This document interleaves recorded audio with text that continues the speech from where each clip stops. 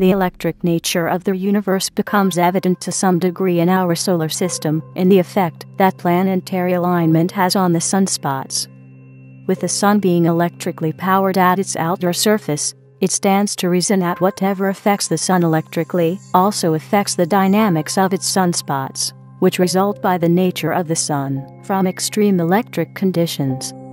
Since the planets orbit in the near space around the sun, and this space is pervaded by the solar wind, which is a wind of flowing plasma that carries an electric charge, the planets have acquired a substantial electric charge. Their charge interacts with the complementary electric charge of the sun. The resulting interaction has noticeable effects that become visible in the sunspots on the sun. These effects that are observed, however, present a paradox, because what is observed shouldn't really happen.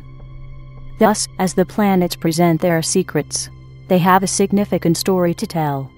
This story, in turn, enables us to look into the future. The planets tell us a story that supports a wide range of other critical stories, even though the planets themselves do not actually play a significant causative role directly. Are you confused yet? In order to solve the paradox, let me begin by saying that the story, which the planets tell us, begins with the planets' alignment with each other, as their alignment has an apparent effect on the sun.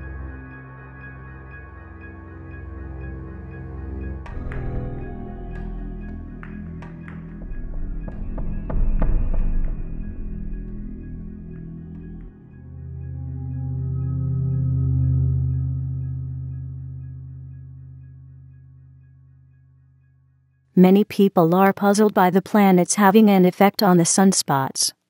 When the major planets are in line with each other, their combined effect weakens the sunspots. For example, it has been recognized by researchers that the intensity of the sunspots decreases when the sunspots come into the view of the Earth.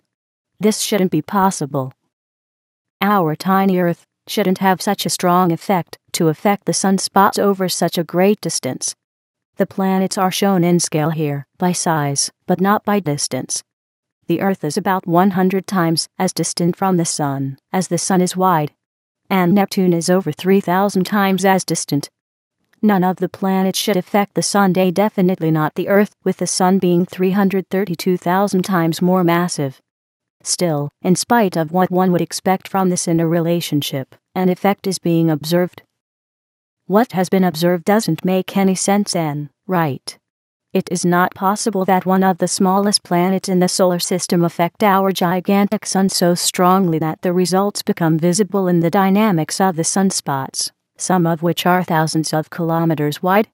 The difference between even the combined mass of planets and the mass of the Sun is so immensely great that the planets altogether contain only 14/100% of the mass of the solar system, with the Sun containing all by itself 99.86% of it. How then is it possible that this minuscule portion of mass that the planets represent affect the gigantic mass of the Sun in any way at all? Is the visible effect that is being observed an illusion? Evidently it is not an illusion. As one observer has asked recently, we have been noticing that active sunspots deteriorate as they are facing Earth, and then power back up as they turn away. What would cause this?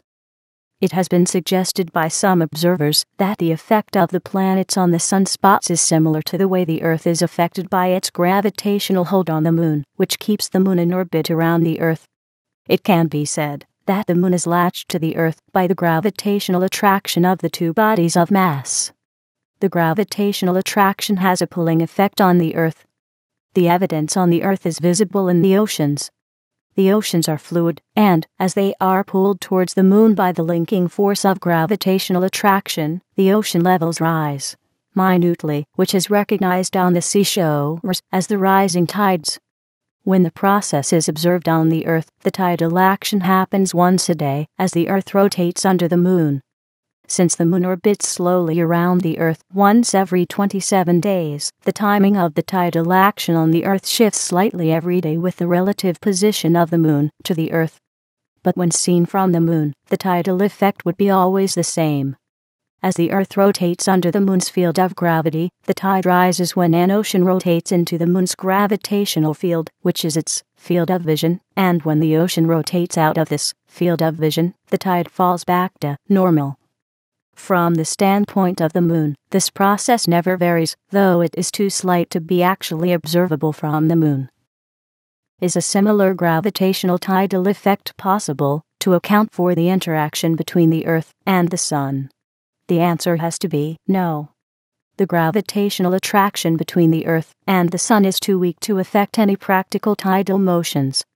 The gravitational attraction between the Sun and the Earth is 2,000 times less than the gravitational attraction between the Earth and the Moon. The gravitational effect of the Earth is simply too minuscule to affect something as powerful as the sunspots on the Sun. Even if the alignment of Jupiter with the Earth was considered as a potential cause, with Jupiter having a 12 times greater gravitational effect on the Sun than the Earth has, the combined result will still not be sufficient for any effect whatsoever to be noticeable. This applies to all the major planets in the same manner. The combined tidal action of the Earth and Jupiter together would still be only 6/1000ths as strong of the tidal effect of the Moon on the Earth. This, too, is far too little for an effect to be observable. Thus the question remains, what has the power to produce the change of the sunspots on the Sun, and other similar phenomena? In the search for answers, some scientists have studied the change in the sunspot intensity in relationship with the solar system's changing center of gravity relative to the Sun. As you can see in the resulting plot, the position of the center of gravity, called the barycenter, takes big swings away from the physical center of the Sun as the planets orbit around it. It is being reasoned that the large diversions that have been plotted here should logically have a large stressing effect on the nuclear-powered core of the Sun, and on its heat convection process, with the Sun being assumed in this case to be a nuclear fusion furnace. Indeed, if one compares the computed result with the changing sunspot pattern, the sunspot evidence matches rather closely the computed pattern. Unfortunately, the application of the barycenter for this comparison is fundamentally flawed. Although the evidence matches amazingly well, the underlying concept for the comparison is wrong, which makes the result irrelevant and the conclusions incorrect. The barycenter concept, as it is applied here, does not apply to gravitationally bound structures, where the link between the masses is affected by the inverse square law.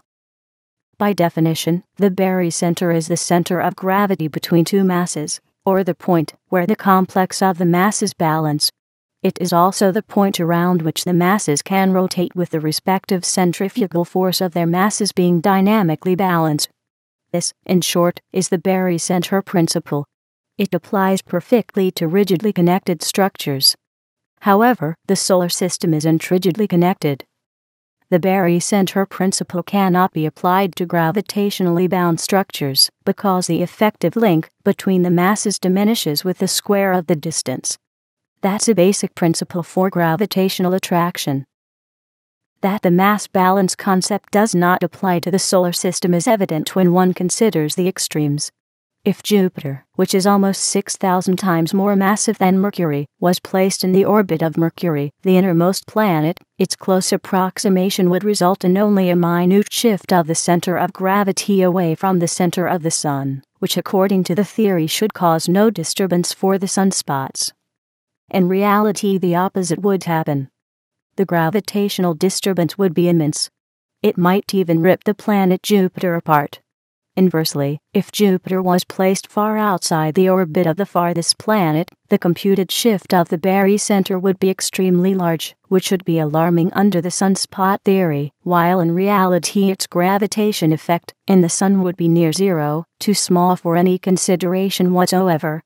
These extreme cases disprove the theory that the shifting barycenter is affecting the sunspot cycles. It proves the theory to be false. The theory fails the simplest test. And so, obviously, the barycenter theory of the solar system remains false no matter how many scientists believe in it.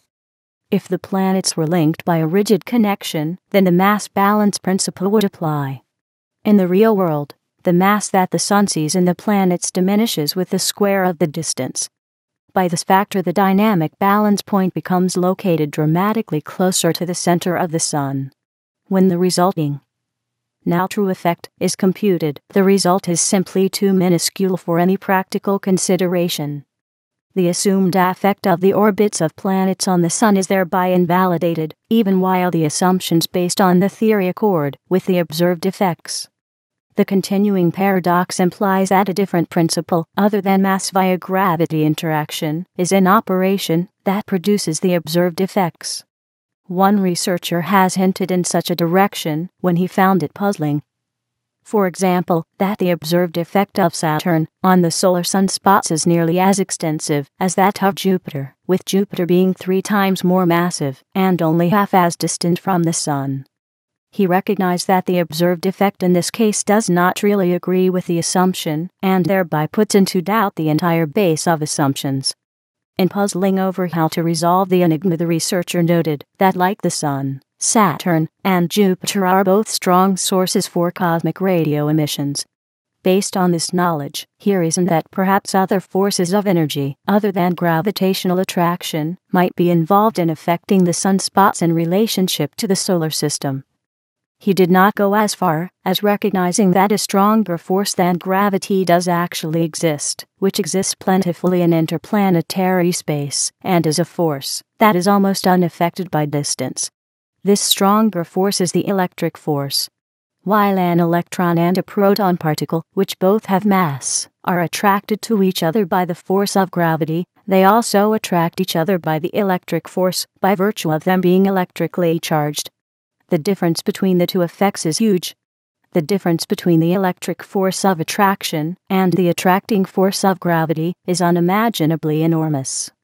The attracting electric force, in the case of a proton and an electron, is 42 orders of magnitude stronger than the force of gravity between the two objects. That's an unimaginably vast difference.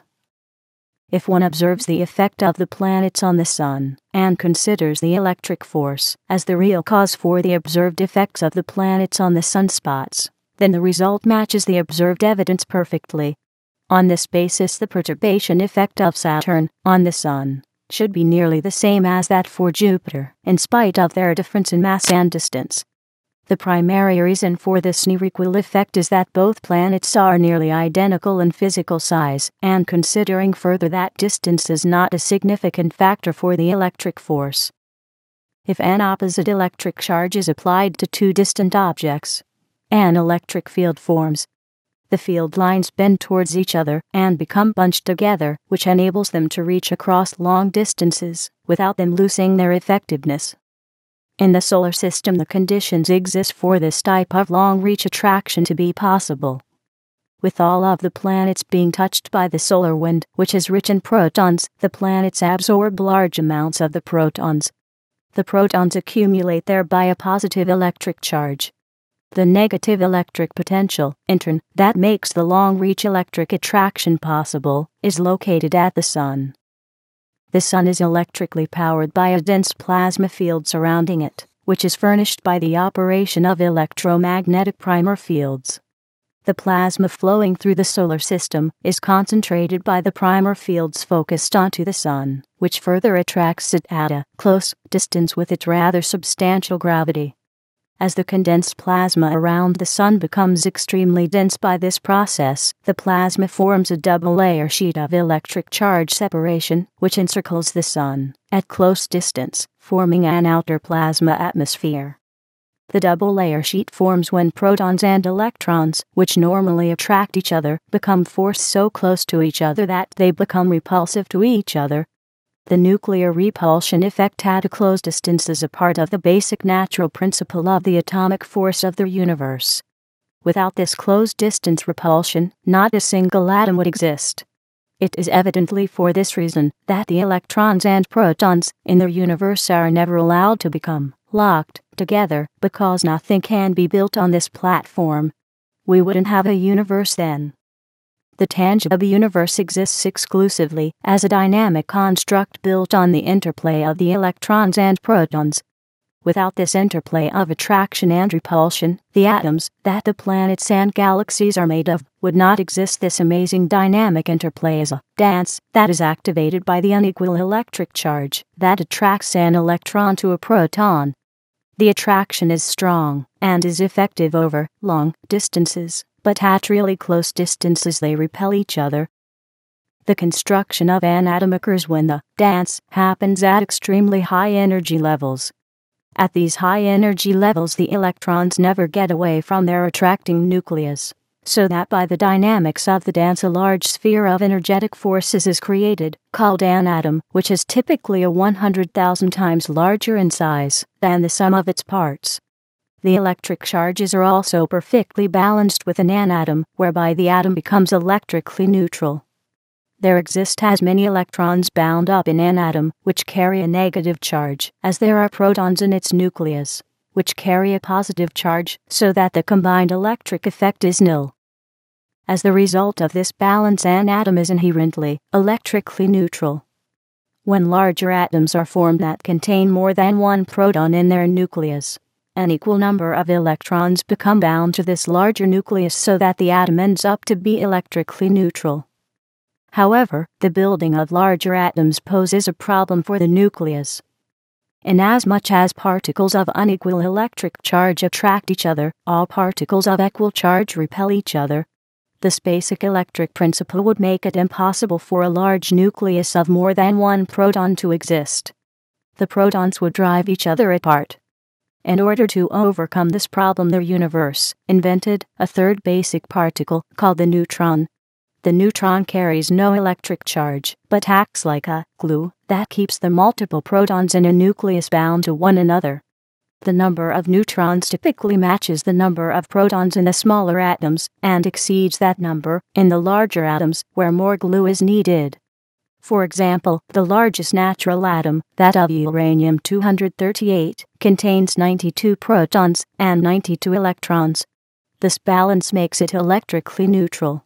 But being very large, it requires 146 neutrons in its nucleus that keep the nucleus glued together. The neutrons themselves do not exist naturally. They are dynamically created in the process of binding a large nucleus together. Neutrons are in essence modified protons that have a portion of their constituent elements flipped, by which they fulfill their binding function. The neutrons cannot exist in an unbound state. If they are split away from a nucleus, the neutrons revert back to being protons again. The exploration of the nature of an atom, especially the relationship between electrons, protons, and neutrons, has an important implication in cosmology. Researchers at the Los Alamos National Laboratory have come to the recognition that 99.999% of the mass of the universe exists in the unbound form, called plasma, which is primarily a form of free protons and electrons dispersed throughout cosmic space. In this context, the 2-to-1 ratio between protons and electrons that the atomic universe is made up suggests that the plasma in space would logically have a similar ratio, meaning that probably twice as many protons exist in plasma in space than electrons, which gives plasma in space a strong overall electric charge.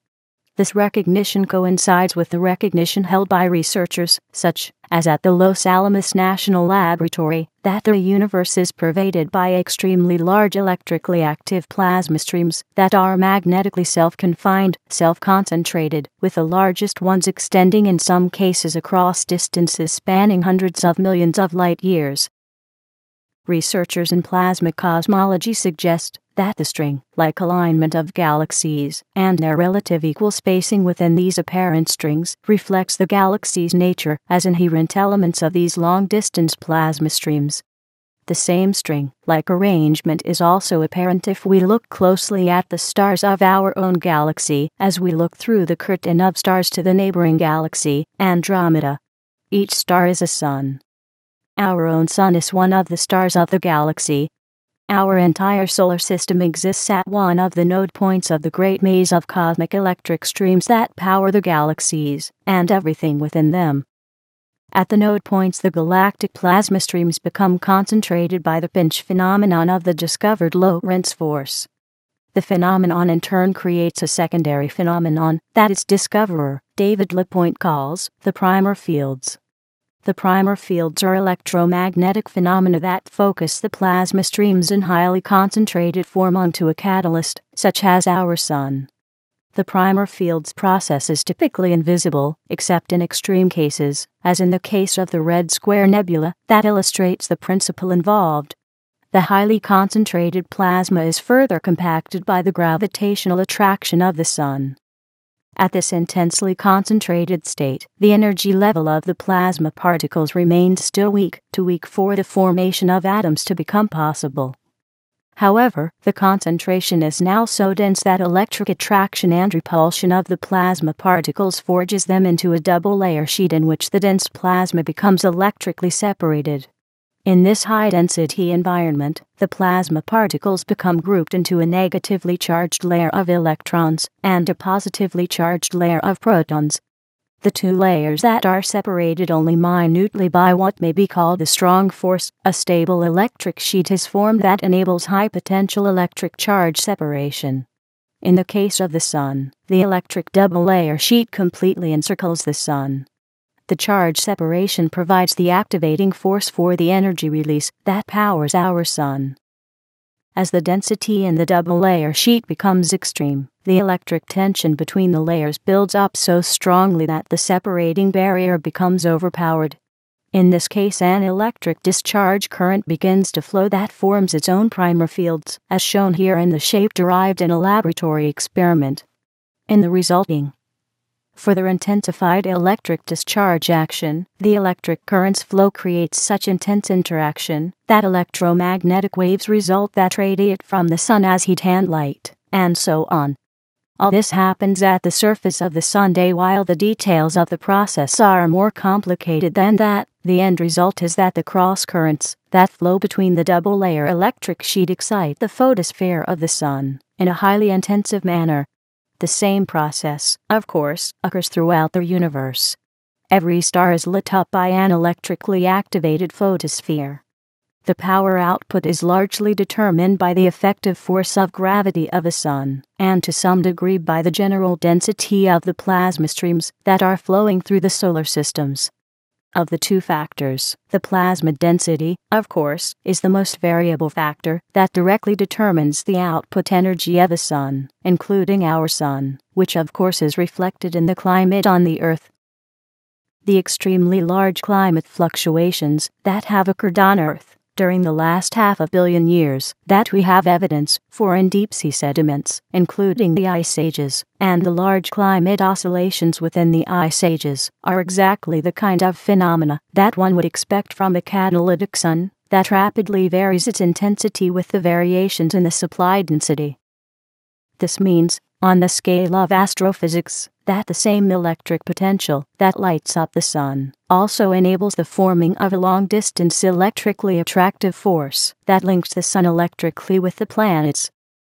The electric double-layer sheet that spans the entire Sun contains on its outside a vast swarm of electrons that gives the Sun outwardly a negative electric face. This is the face that the positive charge of the face of the planets links with. The connecting electric force is substantial, though this force doesn't act on the Sun itself and its mass. As an electric force, it interacts only with the electric double-layer sheet, not with the mass of the Sun itself. Somewhat like an atom, a Sun has an energetic outer shell that external forces act on. In the case of the Sun, the electric force that acts on the Sun tugs strongly on the electric double-layer sheet that surrounds it. It lifts it up. It changes its distance slightly to the Sun below it. It thereby weakens the electric crowding. Below the surface, it weakens the plasma pressure that builds up below the double layer. This back pressure from below can become so great that it inhibits the discharge currents that flow through the primer fields across the double layer.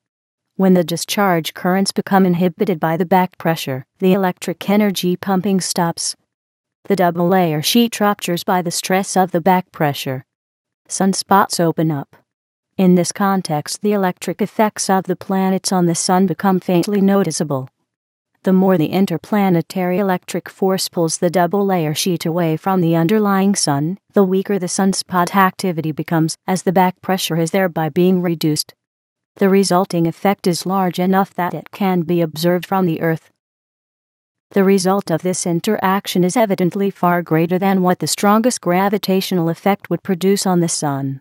It is this effect, evidently, that the observer saw the result of, who saw the sunspots getting weaker when they roll into the field of vision from the Earth, and then getting stronger again, as they roll off. The weakening that was observed in this case might have been caused by the electric effect of Jupiter being lined up behind the Earth, or Saturn perhaps, or both of them together. The alignment of Jupiter with the Earth happens in short beats of 2 months in duration.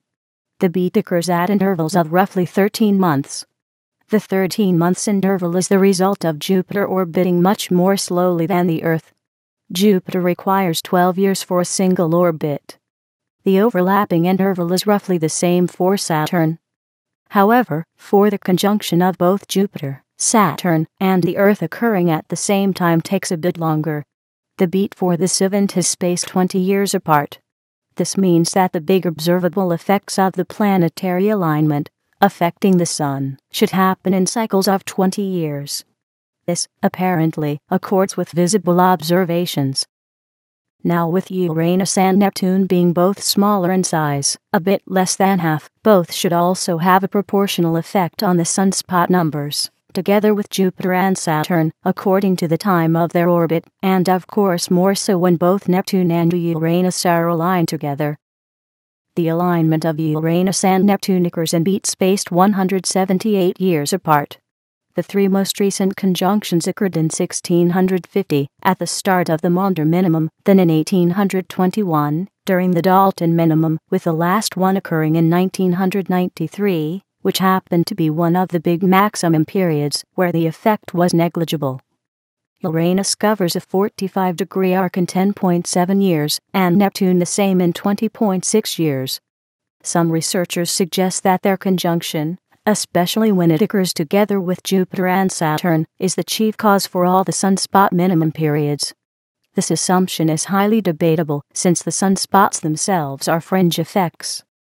In the big sweep of long-term history, all of the numerous planetary conjunctions appear to be mere fringe events that are modulating the larger general trends. The fact that the sunspot modulations are fringe events is seen in the fact that even the big climate events, like the Little Ice Age, that resulted in devastating agricultural losses over a span of 300 years, from the 1550s to the 1850s, are themselves insignificant blips in the overall flow of the great climate fluctuations that occurred throughout the current interglacial period, not to mention the last ice age. The big significant element that comes to light through the exploration of what affects the sunspot cycles is not located in the sunspot cycles themselves and their effect, but is located in the resulting proof that the sunspot phenomenon is an electric phenomenon, which adds one more item of proof that the sun is electrically powered, and that the electric force is the most energetic, far-reaching, and strongest force in the cosmic universe, with some rather amazing effects in the solar system, including on Earth. With this said, let's look at the details of the sunspots being electric phenomena.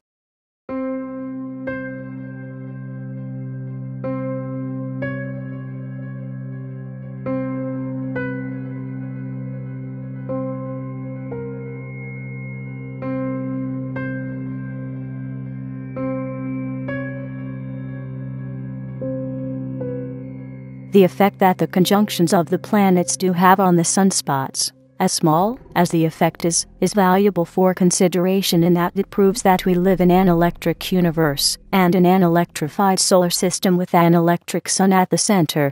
Many people find the resulting evidence surprising. This fact alone makes the revelation that results from considering the sunspot variations a valuable factor in advancing our understanding of the Ice Age dynamics and its enormous and rapid climate transitions that no theory prior to the electric cosmology theory can demonstrably explain. There exists no rational basis in mechanistic theories, like the Milankovitch cycles theory, for explaining the big historic temperature fluctuations that the ice core samples tell us of. The Milankovitch cycles theory is based on variations of the orbit of the Earth and the cyclical shifting of the tilt of its spin axis. The variations, in cycles spanning tens of thousands of years, result in changing patterns of seasonal and hemispheric solar exposure that become manifest as climate shifts.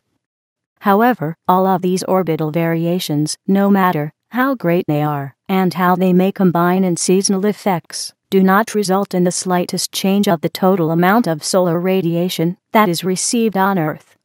These small seasonal variations, even in combination, are evidently insufficient to cause for the huge ice sheets to form that pile up over 10,000 feet deep in some places.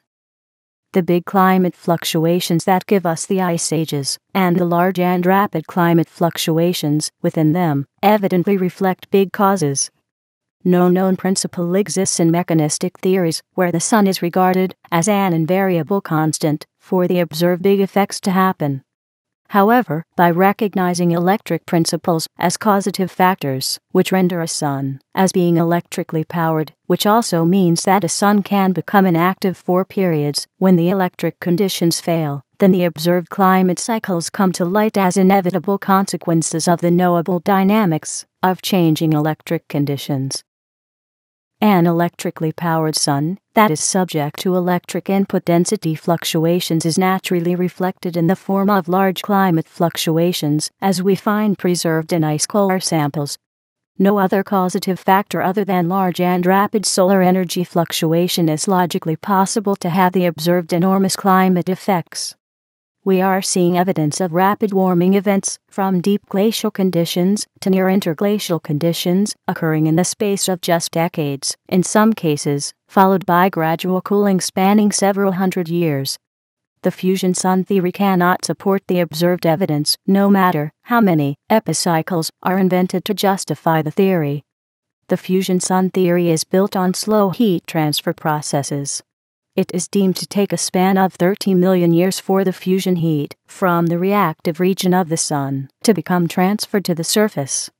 The fusion sun theory has no basis for supporting the big changes in time frames of decades, such as are known to have occurred, like the Dansgaard-Oeschger oscillations shown here that we have seen during the last ice age, including the ice age itself. Even the smaller, large-scale climate fluctuations that have occurred during the current interglacial period defy the fusion sun theory that renders the sun as an invariable constant. By this built-in failure, the fusion sun theory renders itself evidently false. By being false, the fusion sun theory is dangerous, as it blocks the recognition of the impending next ice age that is already on the horizon, which may be upon us within decades according to the dynamics of the unfolding conditions that are becoming increasingly evident. The electric sun theory, in contrast, is readily able to explain the big effects that we have evidence for by pointing to the small effects evident in the sunspots, where the same principles are at work on the local scale. This means that the time has come to acknowledge the evidence that we have, and that we move with it. The Ice Age facts, which suggest with great certainty that the solar activity can completely collapse, even while no one has ever seen the sun turn off and become a dim yellow star, can actually be seen in the small by observing the sunspots. The process happens almost on a daily basis. Before we can recognize what we see in the sunspots, we first need to take a look at what we see on the sun before the sunspots appear. We see a granulated sun. These apparent granules are not convection cells of bubbling gases, such as by the heat of a slow nuclear fusion furnace bubbling to the surface in its 30 million year heat transfer process. The granules that we see are the typical features of interlocked magnetic primer fields that form in the flow of large electric plasma currents. The principle has been demonstrated in the laboratory in electric flow experiments. The features that were discovered there in the lab can serve as a guide to interpret what we see happening on the surface of the sun, where the electric potential of the double-layer sheet causes cells of discharge currents to form. In this comparison, the granules of the sun come to light as a vast sea of bowl-type primer fields in operation, existing side by side. When electric currents flow, they become pinched together by the Lorentz force, by which the bowl-type fields are formed. On the Sun, the resulting plasma current structures typically span several hundred kilometers across. As the magnetic ball-type fields form, three magnetic elements develop. One of these is a magnetic flip ring, as David LaPointe calls it, who has discovered the primer field's existence and their function. The flip ring flips the inflowing plasma stream upwards and below a second magnetic structure that David LaPointe has termed the confinement dome. Under the confinement dome, the plasma becomes accumulated. It becomes highly concentrated there. Some of the concentrated plasma typically escapes through the bottom of the bowl, where it becomes focused by a third magnetic feature that David LaPointe calls the choke ring. The choke ring keeps the plasma pressure high under the confinement dome. When the pressure under the confinement dome becomes too great, the dome ruptures briefly and allows a portion of the plasma to escape in a narrow jet-like burst that becomes accelerated by the bowl-type magnetic fields. On the surface of the Sun, we see all of these features in action. We see the cellular formation of the bowl-type structures, with a large bright inner core, which is likely the containment dome. The plasma jets flowing from the confinement dome evidently combine to become the solar wind that is not visible, but is measurable. The wind is accelerated to great velocities, moving away from the Sun, against the pull of gravity. David LaPointe illustrates the acceleration process in one of his videos about the primer fields. He illustrates the accelerating force of the magnetic bowl system by inserting a magnetized object into the hole of a magnetic bowl. In his lab experiment, the object that he inserts becomes accelerated so strongly that it flies 30 feet across the room. The same principle that he illustrates evidently also applies to the solar wind. The solar wind that is flowing from the Sun becomes accelerated in a similar manner to a velocity of typically 800 kilometers per second. While the solar wind is accelerated increasingly along the way, up to a point, and also becomes heated along the way to high temperatures, the speeding and heating appears to result from a secondary process of magnetic acceleration and energy conversion. The initial energy appears to be imparted to the solar wind by the jet acceleration process in the magnetic bowl structure, as David LaPointe illustrates here. The outflowing plasma jets apparently do not conflict with the inflowing plasma. Electric currents flowing in opposite directions become magnetically isolated from each other by the opposite of the pinch effect of the Lorentz force. The accelerated solar winds, as they combine together into thin, faint plasma streams, create the Sun's corona. When the plasma flowing through the primer fields becomes weaker, the jet pulses escaping the confinement domes become weaker also. As a consequence, the combined solar wind becomes weaker too. This weakening can be measured. NASA's Ulysses spacecraft measured a 30% reduction of the solar wind pressure over a 10-year period ending in 2008. In the other extreme, when the plasma density is so great that the concentrated plasma that flows through the magnetic bowls creates excessive back pressure, the back pressure can cause the plasma flow to stop and the primer fields to collapse. When this happens, the plasma inflow stops. The result then is that the accumulated back pressure simply blows out. It blows out the double layer with it. That's how the sunspots happen. This doesn't mean that the sunspots are a bad sign. To the contrary, sunspots are symptoms of a strongly activated sun. They result from localized electric overload conditions. During the climatic weak periods, no sunspots occur, or only a few. Sometimes these eruptions that break the double-layer confinement flow out in the form of giant mass ejections that leave large holes in the photosphere, like the one shown that spans 20,000 kilometers across. However, whether the result is large or so small that only a single cell stops operating, the blowout leaves a dark sunspot in the wake. When the blowout is not enormously large, the escaping plasma falls back onto the Sun in the form of magnetically confined filamentary plasma loops. The plasma loops typically follow the magnetic field lines of the Sun's underlying magnetic fields.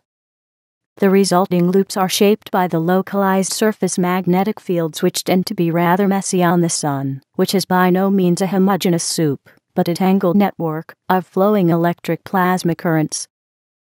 The Sun has large electric currents flowing in its surface. That is the complex result of numerous causes, including the Sun's differential rotation, that causes it to rotate faster at its equator than at its poles. The resulting twisting, and evidently deeper currents, can be seen in X-ray imaging, as shown here. It is a basic fact of physics that, wherever electric currents flow, magnetic fields are formed. The two cannot be separated. Nor can the magnetically shaped phenomena be separated from the electric currents that form the magnetic effects. The magnetic fields that form typically channel the escaping plasma flow from the erupting areas where the primer fields break down, back down to the surface of the Sun. The giant solar mass ejections that break the magnetic bonds are relatively rare. When the breakdown of the primer fields happens over a large area, and large sunspots occur, we get a brief localized preview of what can happen to the entire Sun when the main primer fields break down that focus the galactic plasma streams onto the Sun as a whole. In this case, when the main priming process collapses due to insufficient plasma density in the system, the entire Sun becomes inactive, and the next ice age begins. The sunspots, of course, become filled in again relatively quickly with plasma flowing from the surrounding region. But when the main primer fields fail, the recovery time evidently is much longer. During the last ice age, the Dangardoshka events occurred in beats spaced 1470 years apart. Typically, the sunspots, which are tiny spots of inactivity, are merely fringe events that result from localized overload conditions, even while the resulting spots can span tens of thousands of kilometers in size, with some of the big ones reaching up to 160,000 kilometers in diameter. That's more than 10 times the diameter of the Earth in comparison. The size and number of the sunspots is combined into a measure of the strength of the solar activity. Another measure of solar intensity is the measure of the solar wind density. A stronger Sun creates stronger solar winds, which in turn create a denser heliosphere. The heliosphere is a sphere of plasma that forms where the solar winds come to a stop. The resulting region of accumulated plasma attenuates incoming galactic cosmic ray flux. Thus, the denser the heliosphere is, the stronger its attenuation is, and the less the cosmic ray flux that gets through to the Earth. As has been experimentally verified with the cloud experiment at the CERN laboratory in Europe, the amount of cosmic ray flux that gets to the Earth is a powerful factor in the cloud forming process. This means that as the result of a denser heliosphere produced by a more strongly active Sun, we see less cloudiness happening. With more moisture in the atmosphere, and with a warmer Earth as the outcome, with smaller temperature fluctuations occurring, the clouds that form under those weak cosmic ray flux conditions stay longer in the sky, and are carried farther with more moisture being spread abroad. That gives us fewer, or no drought conditions, as one would expect. Inversely, when the sunspots are no longer seen, or fewer of them, we have a weaker Sun in operation, whereby the solar winds are likewise weaker. We get a weaker heliosphere then, as the result, with increased galactic cosmic ray flux coming through its barrier, which increases the cloud-forming process and makes the Earth colder. The increased cloud forming takes moisture out of the atmosphere. Since water vapor is the prime cause for the world's greenhouse effect, the reduced greenhouse effect allows the climate fluctuations to become larger. The larger fluctuations cause increased tornadoes, hurricanes, and more severe drought conditions. This is where we are today. The solar activity is declining. And with it, all of these effects are happening and increasing. Nevertheless, in spite of the enormous scale of these events, even as the events become larger, they remain but fringe events, mere ripples on the long sweep of the changing plasma density surrounding the solar system. Even the Ice Age epochs are but ripples on the very long sweep of geologic history, where Ice Age epochs occur in widely separated beats spaced hundreds of millions of years apart. The previous beat in this long sweep occurred 450 million years ago when the big proliferation of life on our planet took off. In the current beat, the dawn of humanity happened. since the current beat of the fringe events of the ice ages won't be over for a few more million years yet, and the next ice age is close at hand, it seems wise to explore in earnest the causative dynamics in order that we may enable ourselves to live with these now increasing fringe events. In this scene, the electric sun stands at the center because no other factor that is known can cause the enormous climate fluctuations for which reliable evidence exists. A fusion-powered sun, that is deemed an invariable constant, would never be able to cause the large Donskoy fluctuations. Large changes in galactic cosmic ray flux are sometimes believed to have caused the ice ages by producing ever denser cloud formations. But this notion, too, that ice ages are the result of massive cloud formations is rebuffed by the ice core samples, too. The samples show that snow accumulations, which correspond with cloudiness, drops off to very low levels during the Ice Age glaciation periods. The electric sun literally remained standing as the only logical causative factor.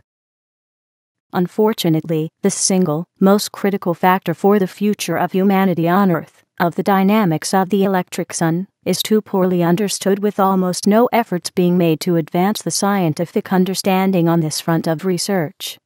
Instead, the electric sun theory, which stands on monumental evidence, is being slandered or deemed not to exist.